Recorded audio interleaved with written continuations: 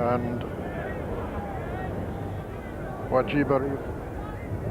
And that's it, all into the Coventry and away. And the first to show is the Irish Hope Sharp Phase.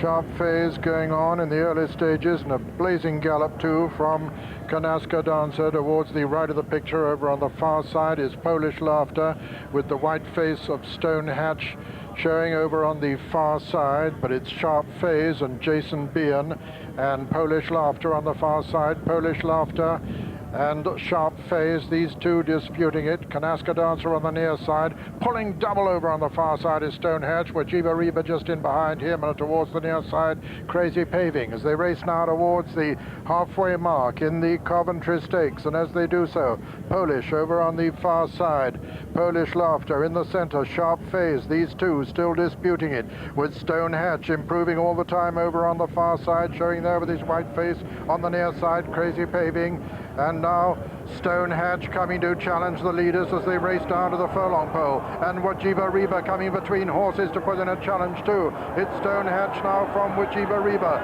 Stonehatch, Wajiba Reba and Polish Laughter as they race into the closing stages. Stonehatch from Polish Laughter. Stonehatch is going to win it at the line. Stonehatch to the winner. Polish Laughter is second. Just third is Wajiba Reba ahead of the Irish challenger. Sharp Phase, and behind Sharp Phase is Crazy Paving, and last was Kanaska Dancer. And so the result of the Coventry Stakes is first, number 5, Stonehatch, owned by Mr. Robert Sangster, trained by Peter Chapelheim and ridden by John Reed. Second was number 3, Polish Laughter, owned by Mr. Juma Humaid, trained by Ben Hanbury and ridden by Walter Swinburne. And third was number 6, Wajiba Riva, who faded in the closing stages, owned by the winning team, trained by Richard Hannon and ridden by Pat Edery, with fourth, number 4, Sharp Phase.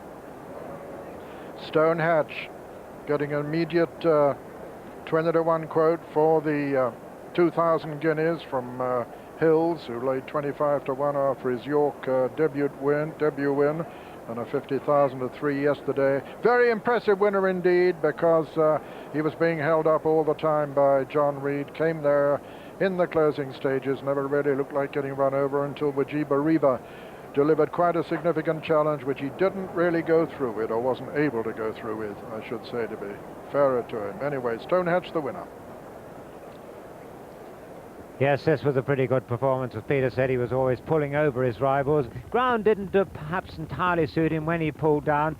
At this point, Polish Laughter still in front on the far side, and John Reed pulls out here, and Pat Edery just for a moment finds himself in no man's land, not sure whether to go between that gap, which was closing between the Irish horse Sharp Phase rather, and Polish. He then decides to pull round and try and go through the split between Polish Laughter and John Reed, who's now on the outside. But in the end, he probably wasn't good enough anyway, because John Reed's pushed the button now, and although his horse doesn't quicken quite in the way that he thought he would, and his head carriage perhaps isn't altogether as he'd wish, the fact is he's got the resources here. Pat's now pulled to the outside in Wajiba Reba, but the job that he's had getting there has left him without resources in the last half furlong, and in the end it's Polish Laughter who runs on again for Walter Swinburne, runs a really good race in second place. Running on in fourth place is Sharp Phase. For a moment, Crazy Paving flattered behind the leaders, but he was done with in the last furlong. Better ground would probably suit him better. So Stonehatch remains unbeaten and gives Robert Sangster his first success of the meeting. Even money is the starting price.